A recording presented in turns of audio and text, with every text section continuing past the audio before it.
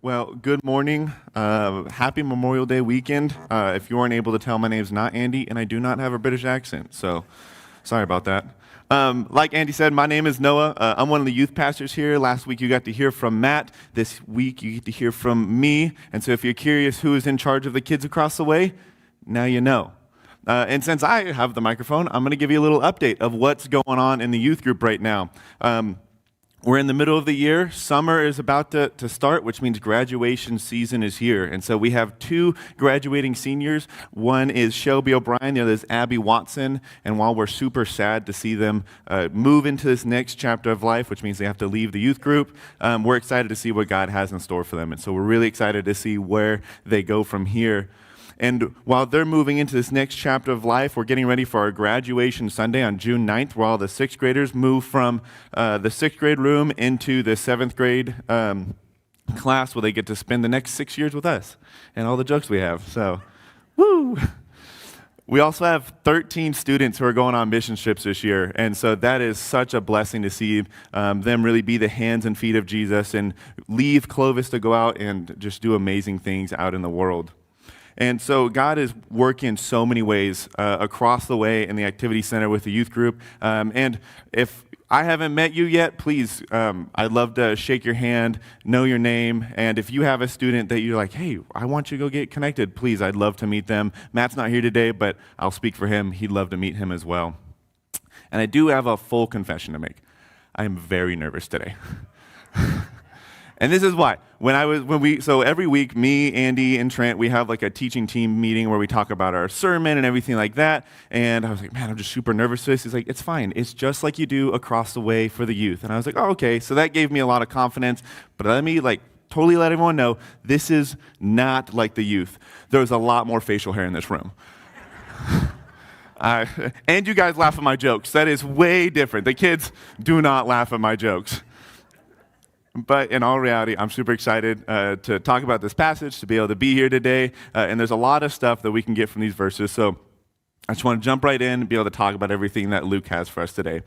And so if you weren't here last week, Matt talked about Jesus healing a demon-possessed man and calming the storms, and the takeaway being that even the storms and the demons obey.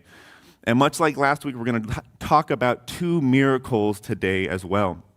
And so we're going to meet two people. We're going to meet Jairus, who's the synagogue leader, and then we're going to meet this woman who has this bleeding disease. And so the passage begins in verse 40 with Jairus.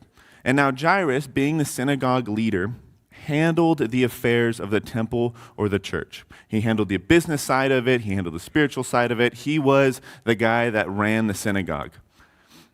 And he comes to Jesus, and he falls in front of him, and he begs him to heal his daughter.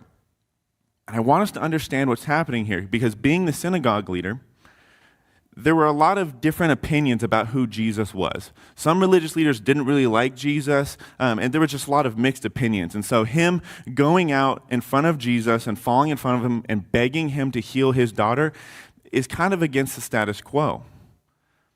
But we see him fall down in front of Jesus and say, please, please heal my daughter.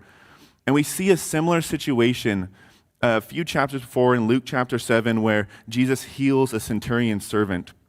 And there's a little difference here, because in this story, Jesus is going to go to Jairus' house, but in this chapter 7, Jesus heals a servant from afar.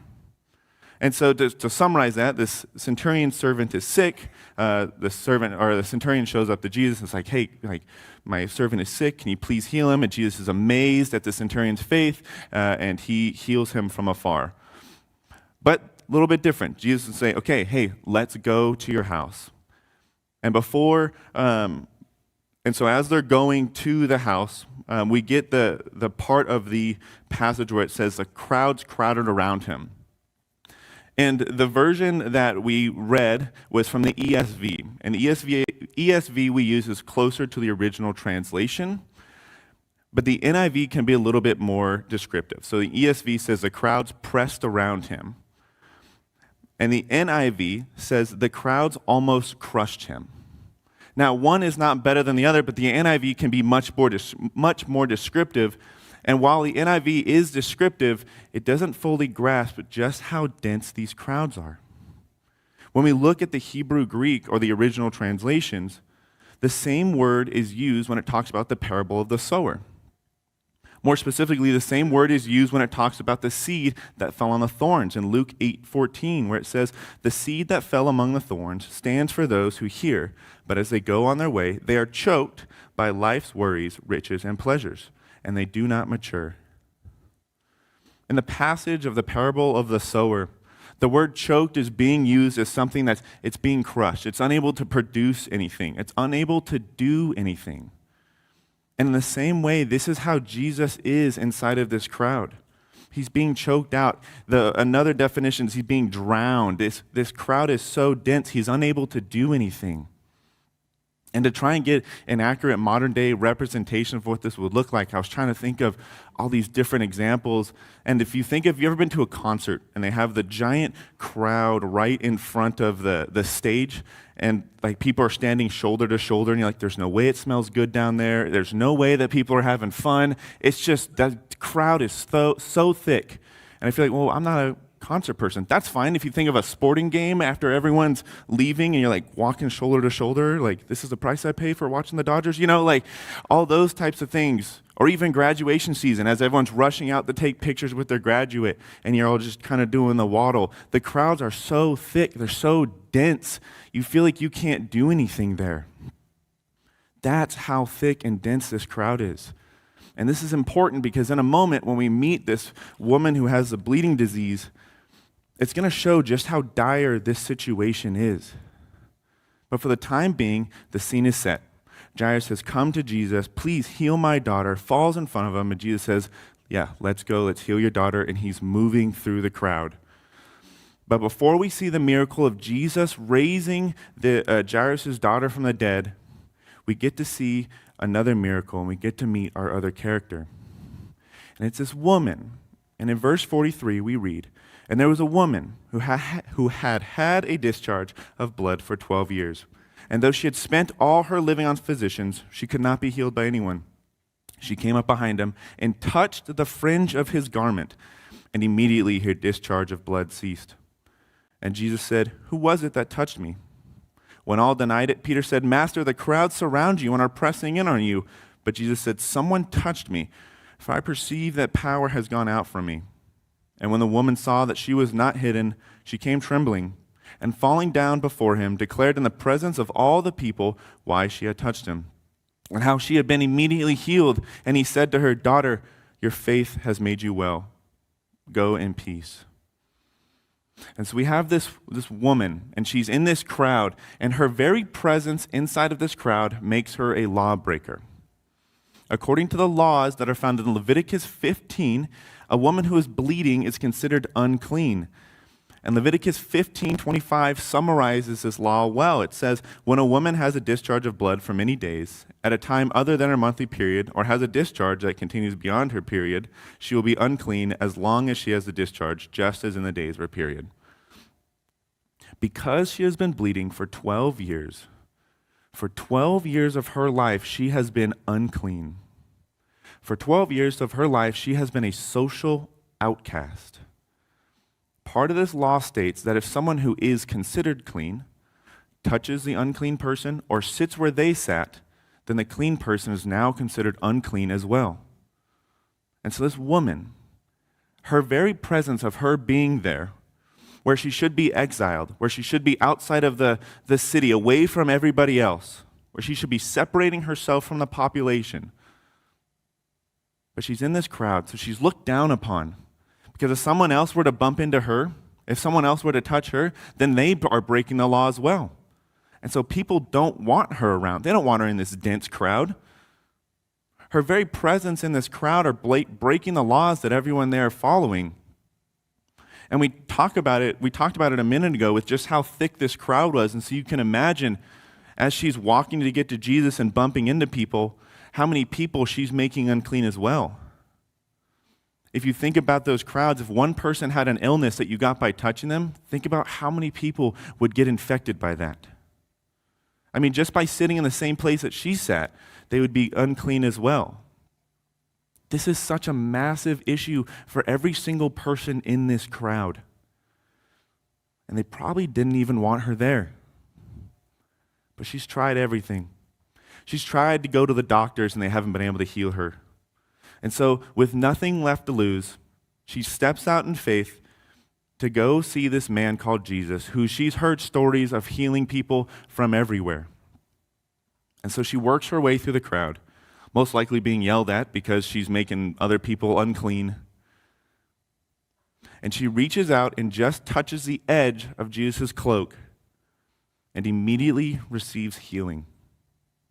In an instant, she reaches out and touches the edge of Jesus' cloak and immediately receives healing. Something she hasn't been able to experience for 12 years of her life. I mean, for a moment, just imagine. Imagine where you were 12 years ago. I know for Andy, when we were talking about it, 12 years ago, he was holding his baby girl Naomi in his arms. For myself, 12 years ago, I was entering high school, about to play a sport called rugby that is now the reason why my knees sound like Pop Rocks when I wake up in the morning. But for a moment, think about where you were in the year 2012. That's how long she's been afflicted by this disease. For 12 years, she's been looked down upon, a social outcast, exiled, hated by her people. And she receives healing. And at this point, Jesus could have just left. It says he perceived the power going out of him, so he knows that someone has received healing and been like, okay, she's healed, good to go, and kept moving. I mean, Jairus' daughter is dying. He's got stuff to do. But we don't see that here. And I think this moment answers that question of, well, how come Jesus didn't just come down and do like a snap healing, where he came down to earth, snapped his fingers, and everyone was healed? Or how come he didn't just go town to town and line the sick people up like he's going to high-five people after a football game and just run down the line and like high-five everybody? Because in this moment, with the crowd that's crushing and it's pressing around him and it's choking him out, and he feels his power go out of him, we see an amazing response. We see what's truly a ridiculous response, but we see a relational response. Jesus stops and says, "Who touched me?" And you can understand the disciples' response here, because in this crazy crowd, Jesus stops and says, "Well, who touched me?" And the disciples are like, "What do you mean? Everyone has touched you. Do you see how many people are in this crowd?" I mean, it's this ridiculous thought of being in this crazy concert sport graduation crowd and being frustrated because someone bumped into you. And this woman who knows that she cannot hide anymore comes trembling to Jesus and falls down in front of him. For 12 years, she's been a social outcast. And she just touched the one person that's been going from town to town healing people. The person that she knows that if she touches, that makes that person unclean. The person that everyone's calling the Son of God, yeah, I just made them unclean. So she comes to him trembling. And Jesus replies with a relational response, saying, "Daughter, your faith has healed you. Go in peace." 12 years of her life, she's been looked down upon, and she received healing from a man whom she had never met. And Jesus does this for 3 reasons. When Jesus calls to her, he does it so that, 1, she knows that she didn't steal a blessing. And 2, that the town knows that she has been healed, so it restores her social status. And 3, she knows what healed her. So that she knows that it's not the mere act that she bumped into Jesus and touched him that healed her, but it was her faith that healed her. Jesus wants the people in the crowd to know that there is a difference between bumping into Jesus and reaching out to him in faith. And I think this portion applies to a lot of us as well. I mean, you see how intense this crowd was and all the people that were bumping into him. And obviously we don't know, but those people that were bumping into Jesus probably had a lot of things going on in their life too.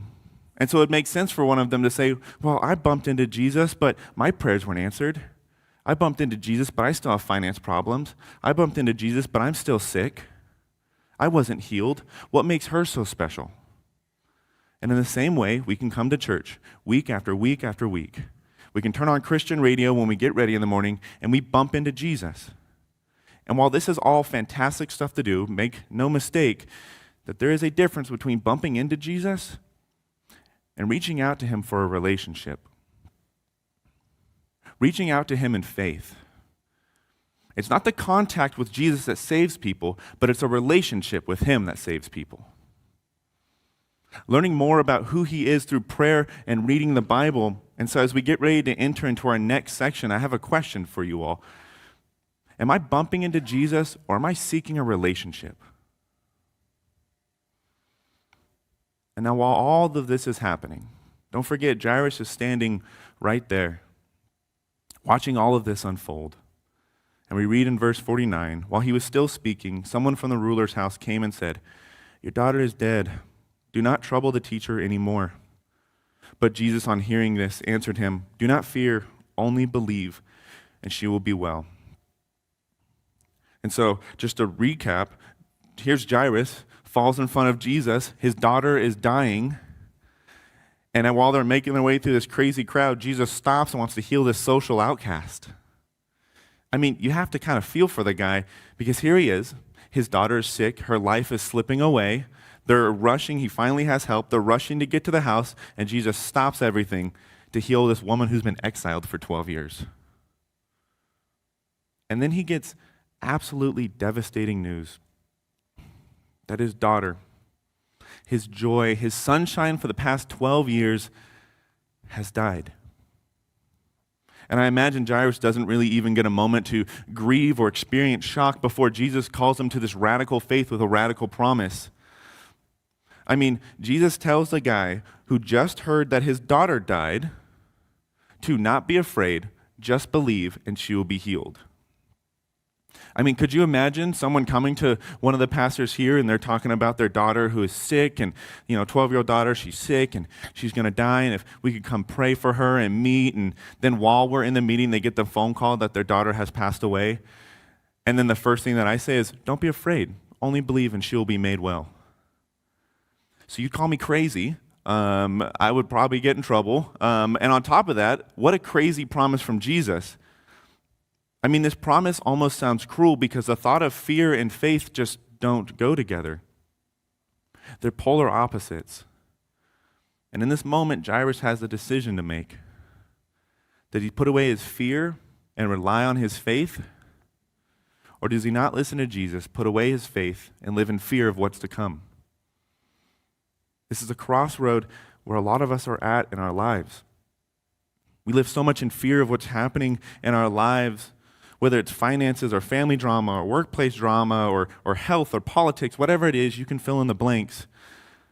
But we live so much in fear because we want control and we want to understand what's happening and we don't want it to happen, which is all understandable, but we get so caught up in that we don't leave any room for faith. We're so afraid of the future that we don't leave room for Jesus to work in our lives. We make ourselves so busy for the worries of the world that we miss Jesus moving. I mean, if Jairus were to be overcome with fear in this moment, then he would never be able to see his daughter again. And we don't know exactly what Jairus decides, but we can assume that he puts his fear away because they end up going to the house. And so they make it to Jairus' house. We see this other miracle take place.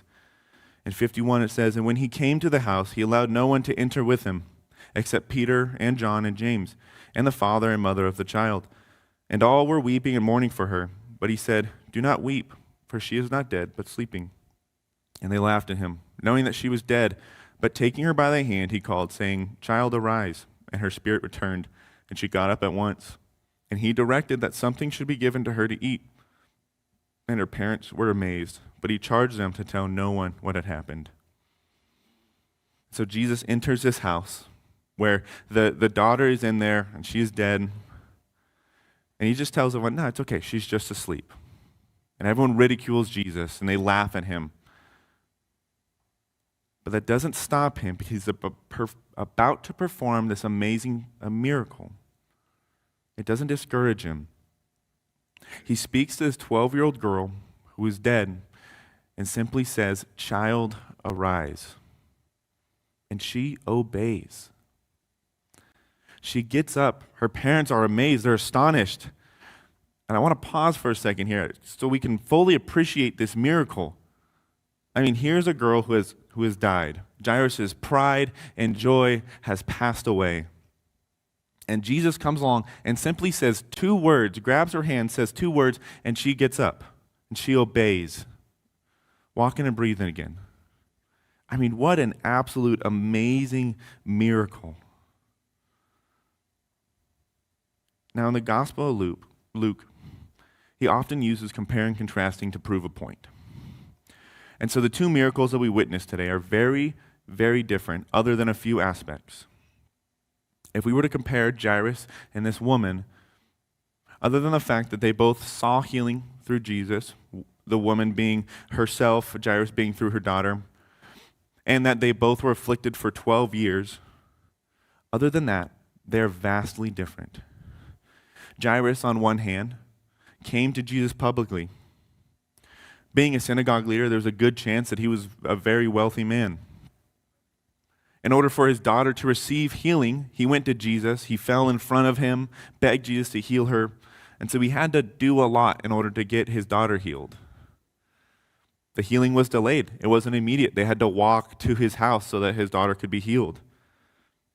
And his daughter was healed in secret because we read that Jesus told the parents to tell nobody about it. And on the other hand, we see the woman who came secretly. We read that she spent all of her money on doctors and physicians, so she was probably very poor. She didn't need much to receive healing, just touching the edge of the cloak, and she received it. Her healing was immediate. And once she received healing, it was a very public healing. Now, each of these healings are very relational. They're very individual. Because the cross doesn't care about the type of person you are, where you've been, what you've done. If Jairus would have looked at the woman and compared himself to her, he would have thought he would not have been able to receive healing for his daughter. Because, well, she's more broken than I am. Look at all of the issues that she has. I work in a church. I go to the church. I know about Jesus. I know the religious laws. Jesus only heals the people that are extra broken. And on the other hand, if we look at it from the woman's perspective, she looks at Jairus and says, well, why would Jesus heal me? I mean, he works in a church. He knows the laws. He has a lot of money. Why would Jesus heal someone as broken as I am? We see two opposite ends of the spectrum, but they both receive a miracle.